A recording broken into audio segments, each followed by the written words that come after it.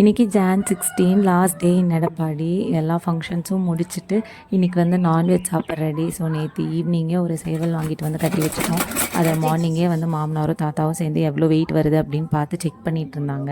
அதுக்கப்புறம் அதையெல்லாம் வந்து கட் பண்ணி க்ளீன் பண்ணி சமைக்கிறதுக்கு ரெடி பண்ணிட்டோம். இன்றைக்கி மார்னிங்கே வந்து ஒரு ஹெவியான பிரேக்ஃபாஸ்ட்டு தான் எங்கள் வீட்டில்.